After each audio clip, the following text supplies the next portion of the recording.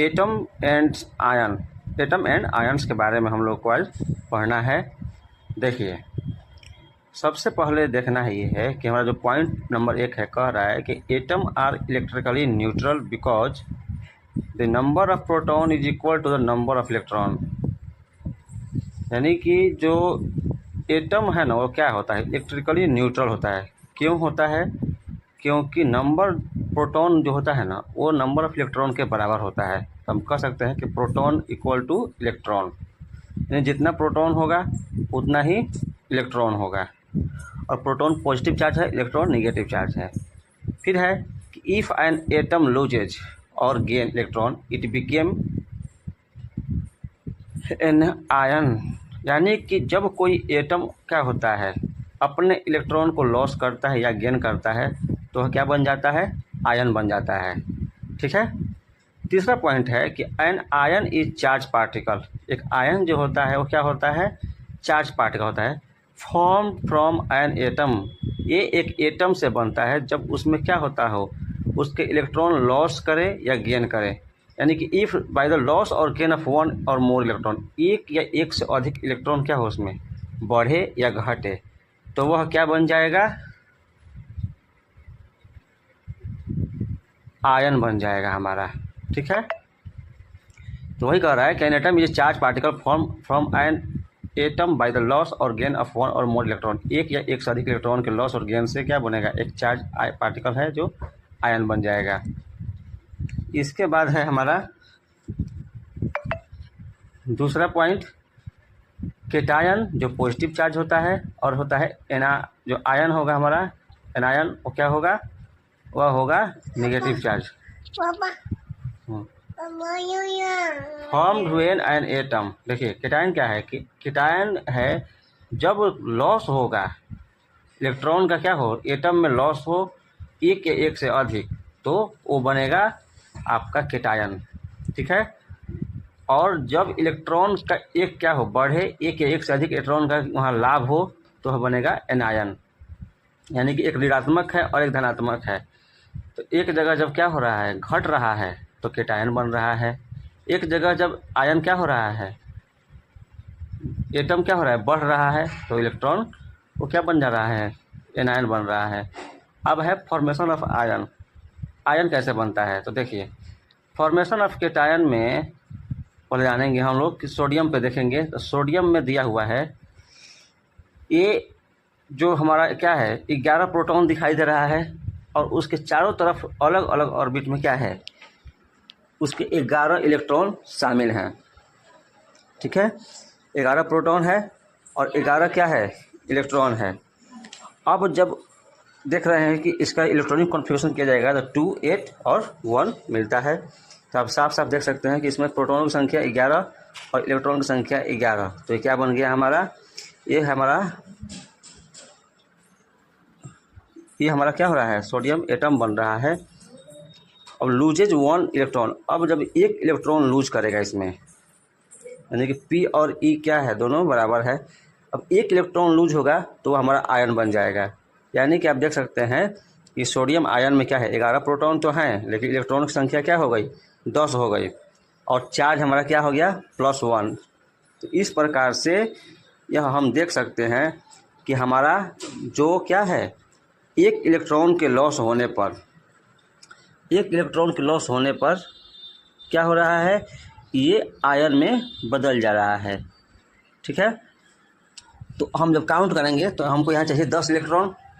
ठीक है। तो 10 इलेक्ट्रॉन मिला, और एक क्या है हमारा, चार्ज आयन है, एक चार्ज पार्टिकल इसमें हमारा जो जिसका पॉजिटिव चार्ज मिला 1। ठीक है। तो हम लोग इसको क्या करेंगे, ये हमारा बनता है सोडियम आयन। सोडियम आयन में क्या हुआ, एक चार्ज बढ़ गया और इलेक्ट्रॉन की संख्या क्या हो गई, घट गई। ठीक है। माफ़ कीजिएगा, यहाँ पे एक अधिक बनाया गया था इलेक्ट्रॉन। ठीक है। अब हमारा परफेक्टली क्या हो रहा है, ये फॉर्मेशन ऑफ आयन में आप सोडियम को देखा कि सोडियम एटम से सोडियम आयन बना, तो क्या हो रहा है, एक वैल्यू। अब हम लोग को ये जानना है क्या, valency of ionic charge and atom. देखिए, इसमें हमारा दिया हुआ है configuration, property, atom and ion.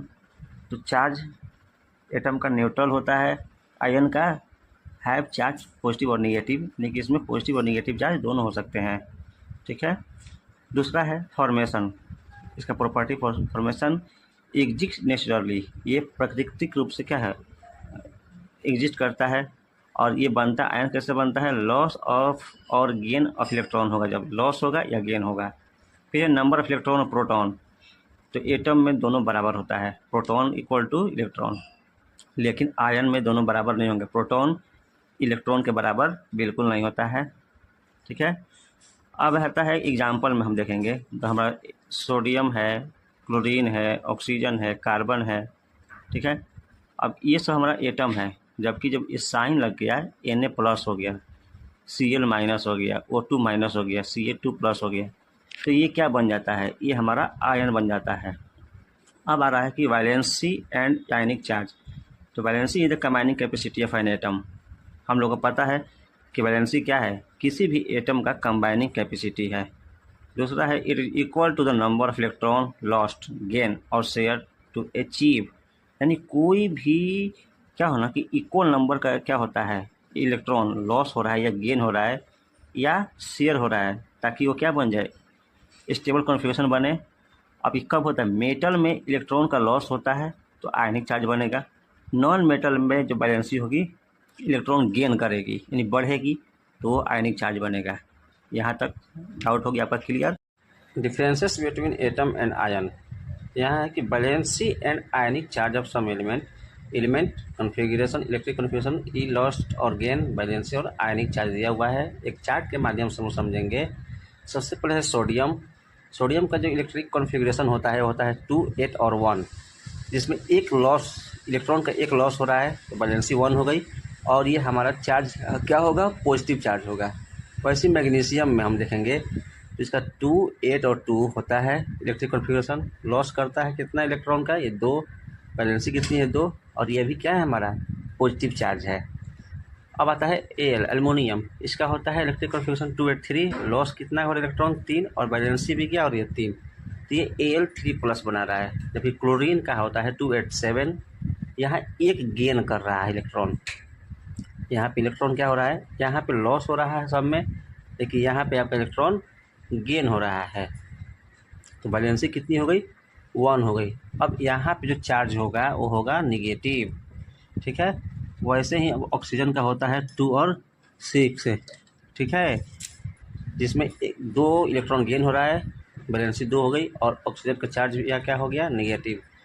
फिर हमारा नाइट्रोजन में क्या हो रहा है, नाइट्रोजन में 3 गेन हो रहा है इलेक्ट्रॉन, तो वैलेंसी 3 हो गई, और चार्ज भी क्या है हमारा 3, जबकि इसका इलेक्ट्रिक कॉन्फ़िगरेशन 2 और 5 है। तो हम इस माध्यम से, इस पूरे चार्ट के माध्यम से समझा हमने कि क्या होता है इलेक्ट्रॉनिक केमिकल बॉन्डिंग।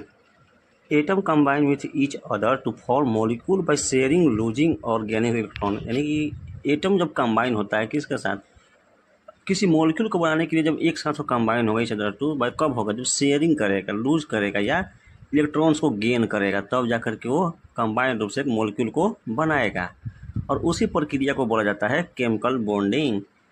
तो the main purpose of chemical bonding is to achieve a stable electronic configuration like that of noble gas. देखिए, ये केमिकल बॉन्डिंग का मेन पर्पज जो होता है वो होता है एक स्टेबल इलेक्ट्रिक कॉन्फ़िगरेशन को पूरा करना, जैसे नोबल गैस का होता है।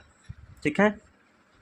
There are 3 main type of chemical bonding, 3 तरह का केमिकल बॉन्डिंग होता है। आयनिक बॉन्ड जिसमें ट्रांसफर ऑफ इलेक्ट्रॉन होता है, कोवैलेंट बॉन्ड जिसमें शेयरिंग ऑफ इलेक्ट्रॉन होता है, कोऑर्डिनेट कोवैलेंट बॉन्ड जिसमें डोनेशन ऑफ इलेक्ट्रॉन पेयर, यानी इलेक्ट्रॉन का पेयर का डोनेशन होगा तब बनेगा। अब हम लोग को पढ़ना है पहला आयनिक बॉन्ड यानी इलेक्ट्रो कोवैलेंट बॉन्ड के बारे में। Form by the complete transfer of electron from one atom to another, ये तभी बनता है जब पूरे एक इलेक्ट्रॉन का ट्रांसफ़र क्या होता है दूसरे इलेक्ट्रॉन में, एक इलेक्ट्रॉन का ट्रांसफ़र वन एटम से दूसरे एटम में होता है। Usually form between metal and non metal, ये जब भी होगा मेटल और नॉन मेटल में होगा। आप देख सकते हैं कंप्लीट ट्रांसफ़र होना चाहिए। ठीक है। अब formation of NaCl sodium chloride के बारे में हम देखेंगे। तो आप देखिए कि इसमें एक और चीज़ ध्यान रखना है कि मेटल और नॉन मेटल के बीच ही ये आपको देखने को मिलेगा। तो यहाँ पे आप देख रहे हैं कि एक हमने बनाया है डायग्राम, मतलब उसमें दिखाया जा रहा है कि 11 प्रोटॉन है इस सोडियम क्लोराइड में, सोडियम एटम में ये है, और ये क्लोरीन एटम में 17 प्रोटॉन है, और उसके चारों तरफ क्या है, इलेक्ट्रॉन दौड़ रहे हैं, जहाँ एक इलेक्ट्रॉन का लॉस हो रहा है, और यही आगे जाके क्या बनता है, हमारा Na आयन बनता है, सोडियम आयन बनता है। तो यहाँ सोडियम आयन में 11 प्रोटॉन तो है, लेकिन यहाँ पे क्या हो रहा है, 2 और इलेक्ट्रिक कॉन्फिगरेशन 2 और 8 मिला, और सामने आपको क्या मिल रहा है, सामने मिल रहा है क्लोरीन आयन का, जिसमें 17 प्रोटॉन है, और आपका 2 8 8 इलेक्ट्रिक कॉन्फिगरेशन देखने को मिल रहा है। यानी कि आपका इसमें आयन बन रहा है, ये हमारा एटम जो है प्लस आयन है सोडियम, और क्लोरीन क्या है, नेगेटिव आयन है। अब हम लोग को जानना है कोवैलेंट बॉन्ड। कोवैलेंट बॉन्ड या कोवैलेंट बॉन्ड क्या होता है, देखिए, form by the mutual sharing of one or more pair of electron between two atom, दो एटम के बीच में, ठीक है, दो एटमों के बीच में जब क्या होता है, म्यूचुअल शेयरिंग होता है एक से अधिक इलेक्ट्रॉन का, तो क्या बनता है, कोवैलेंट बॉन्ड बनता है। Usually form between non metal, हमेशा ये नॉन मेटल के बीच में ही क्या होगा, बनेगा। हम एक एग्जाम्पल लेंगे हाइड्रोजन का, ठीक है, हाइड्रोजन मॉलिक्यूल कैसे बनता है उसका देखेंगे हम लोग। आपको सामने दिखाई दे रहा है कि हाइड्रोजन का एक एटम यहाँ दिखाई दे रहा होगा, ठीक है, प्लस हाइड्रोजन का एक और एटम हुआ, ये हमारा पॉजिटिव चार्ज, ठीक है, और एक इलेक्ट्रॉन एक एक दिखाई दिया यहाँ पे। ये क्या हो रहा है, यहाँ कंबाइन हो रहा है दोनों, ठीक है। तो ये जो हमारा हुआ, तो दो मॉलिक्यूल बन रहा है। अब जबकि हमको पता है कि हाइड्रोजन क्या है, नॉन मेटल है, अब इस पे बन रहा है H2 मॉलिक्यूल। यहाँ पे क्या बन रहा है, हाइड्रोजन का मॉलिक्यूल बन रहा है। कैसे बन रहा है, शेयर पेयर इलेक्ट्रॉन, यानी कि इसने अपने इलेक्ट्रॉन क्या कर दिया, शेयर भी किया, साथ साथ पेयर भी कर दिया, कि जोड़ा बना दिया। इस तरह से क्या बन रहा है, हमारा हाइड्रोजन मॉलिक्यूल बन के तैयार हो रहा है। तो ये हमारा था कोवैलेंट बॉन्ड, ठीक है, जिसमें हम लोगों ने समझा क्या चीज़, कि ये जब भी होगा म्यूचुअल शेयरिंग के बाद साथ होगा, एक से अधिक पेयर बनाएगा, तो इसके बीच में दो एटम के बीच में इलेक्ट्रॉन का एक से अधिक का पेयर बनता है। ये जब भी होता है तो नॉन मेटल में, ठीक है। और एक एग्जाम्पल जो था, उस एग्जाम्पल से हमने इसको समझा। एग्जाम्पल किसका था, हाइड्रोजन मॉलिक्यूल का, कि हाइड्रोजन मॉलिक्यूल कैसे बन रहा है।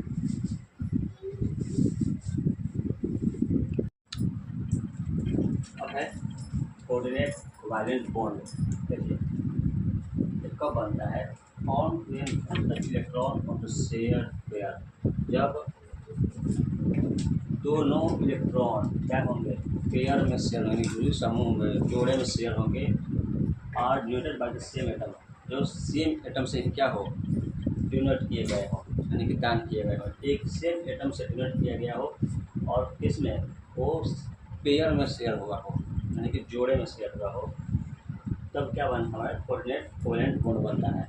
अब एक usually occur when one atom has lone pair electron, कभी बनेगा जब किसी एटम के पास में, किसी एक एटम के पास क्या हो, सिंगल पेयर हो, लोन पेयर हो, किसका, इलेक्ट्रॉन का। अब हम जानेंगे formation of ammonia ion. Ammonia ion कैसे बनता है, अमोनिया आयन कैसे बनता है, तो आपको यहाँ दिखाई दे रहा होगा, ये सामने अमोनिया है, NH3, ठीक है, इसमें क्या कर रहा है, इसका एक जो हमने अभी क्रिया दिखाया है, ये NH3 है, ये हमारा हाइड्रोजन है, और हाइड्रोजन के तीन क्या है, तीन हाइड्रोजन हमारे पास है। इलेक्ट्रॉन को दिखाया गया, डॉट के माध्यम से इलेक्ट्रॉन को दिखाया गया पेयर में, और इसमें एक पॉजिटिव हाइड्रोजन है, लेकिन जो प्रोटॉन होता है हमारा है वो है। अब जब यह शेयर करेगा, तो शेयर कर रहा है, उन्हें अभिक्रिया कर रहा है, तो यहाँ पर हमको क्या मिल रहा है, एक तो हमारा तीन हाइड्रोजन तो यहाँ पर आपके पास मिला हुआ है, और ये का शेयर कर दिया जो यहाँ पे मिला, ये पॉजिटिव मिला था हमको, तो क्या बन जा रहा है, ये हमारे पास 4 हाइड्रोजन हो गए। यानी यहाँ पे है NH3 plus H hydrogen plus में है, और ये आगे से क्या बन रहा है, 4 हाइड्रोजन बन जा रहा है। यही 4 हाइड्रोजन क्या बना रहता है, NH4, यानी कि हमारा अमोनियम आयन क्या कर रहा है, बना रहा है। अब है ये जो हमारा डायग्राम है, उस डायग्राम के हिसाब से हम ये समझ सकते हैं। इस डायग्राम में कह रहा है कि जो ये अमोनिया का क्या है, अमोनिया नाइट्रोजन इन परमाणु के पास अकेला इलेक्ट्रॉन युग्म है, जिसको हम लोग क्या कर रहे हैं, डॉट डॉट से दिखा रहे हैं। ठीक है, यही इलेक्ट्रॉन क्या है, जब हमारे पास प्रोटॉन है, ये हमारा प्रोटॉन हुआ, जब प्रोटॉन अमोनिया के पास क्या हो रहा है, जब प्रोटॉन है अमोनिया के पास आता है तो उसके पास कोई इलेक्ट्रॉन नहीं होता है। जब ये अमोनिया के पास आता है तो इसके पास कोई इलेक्ट्रॉन नहीं होता है। ये एक रहता है लोन पेयर में, यानी कि युग्म पेयर में H को दे देता है, यानी हाइड्रोजन को क्या किया, दान कर दिया। इस नाइट्रोजन और H के बीच में एक नया, यानी इस H के और इस हमारे नाइट्रोजन के बीच क्या हो रहा है, एक कोऑर्डिनेट बन रहा है। ठीक है, कोऑर्डिनेट कोवैलेंट बॉन्ड बन जाता है, जो इस चित्र में, इस डायग्राम में तीर के माध्यम से यहाँ पे हमने दिखाया है। ठीक है, अब इसमें जानना है कि अमोनिया जो होता है ना, एक लोहेश क्षार इलेक्ट्रॉन की दान करता है। ठीक है, अब आमतौर पर देखा जाए तो अमोनिया के नाइट्रोजन परमाणु पर एक अकेला इलेक्ट्रॉन युग्म होता है। अमोनिया के नाइट्रोजन पर अकेला युग्म होता है। जब H आयन अमोनिया के पास आता है तो नाइट्रोजन अपना अकेला इलेक्ट्रॉन युग्म क्या करता है, उसको दे देता है, यानी हाइड्रोजन को दान कर देता है, और यही बनता है हमारा अमोनियम आयन, यानी NH4। और क्या चार्ज उसका क्या रहता है, पॉजिटिव रहता है। क्यों होता है, ये गेन कर रहा है।